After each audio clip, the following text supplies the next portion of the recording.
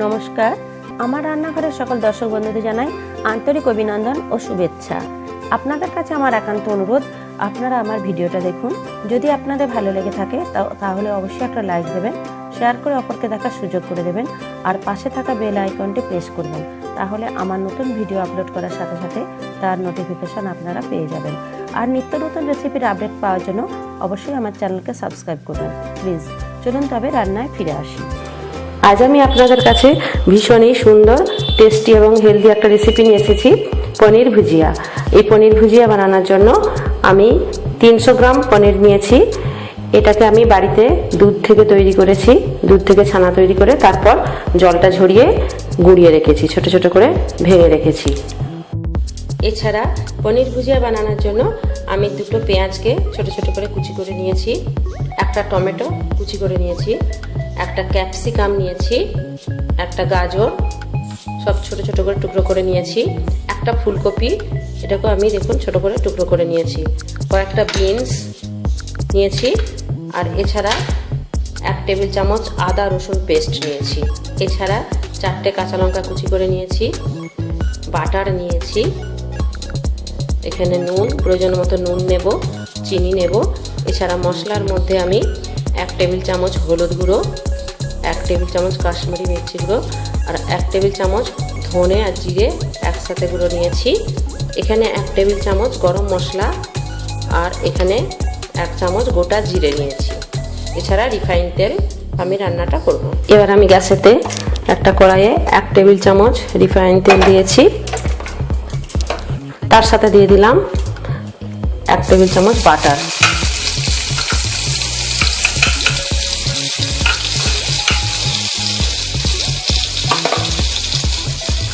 এবার দিলাম গোটা জিরে,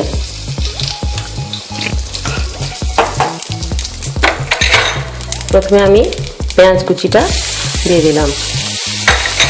পেঁয়াজ 2 মিনিট আমি ফ্রাই করে নেব আগে। পেঁয়াজ আধ ভাজা হয়ে গেছে। এবার আমি দিয়ে দিলাম সবজি, ফুলকপিটা আমি আগে দিয়ে দিলাম,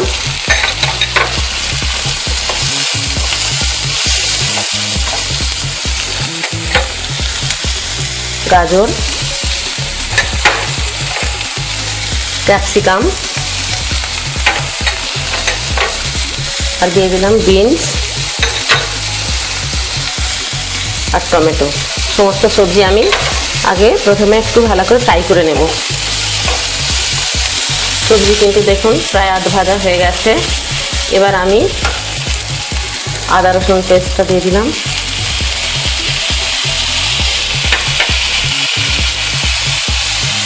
হলুদ গুঁড়ো,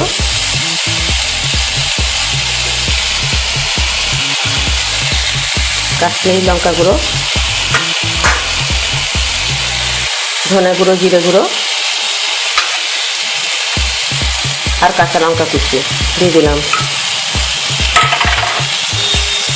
আবার আমি সমস্ত সবজি মশলার সাথে ফ্রাই করব, আর দিয়ে দিলাম প্রয়োজন মতো নুন। ভীষণ সুন্দর এবং সহজ রেসিপি এটা, খুব অল্প সময়ের মধ্যে আপনারা বানিয়ে ফেলতে পারবেন। আর গরম গরম রুটি, পরোটা, নান সব কিছুর সঙ্গে আপনারা কিন্তু পরিবেশন করতে পারবেন। ভীষণ টেস্টি এবং চটজলদি রেসিপি। আমি সবজিটা 1 মিনিটের জন্য ঢাকনাটা ঢেকে দিলাম। আমি 1 মিনিট পর ফিরে এলাম। দেখুন সবজি প্রায় সিদ্ধ হয়েই গেছে।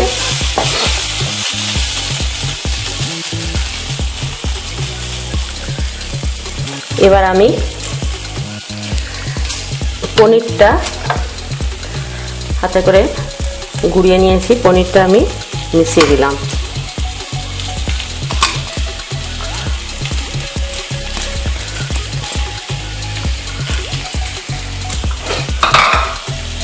খুব ভালোভাবে মিশিয়ে নিলাম।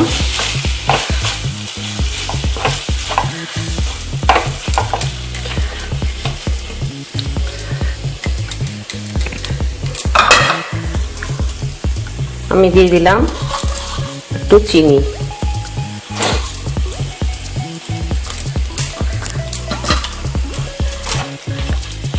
আরো 2 মিনিটের জন্য ঢাকনাটা ঢেকে দিলাম।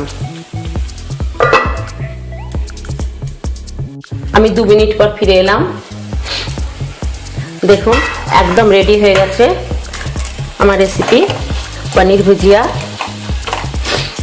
দেখুন সবজি কিন্তু সিদ্ধ হয়ে গেছে, কিন্তু গলে যায়নি।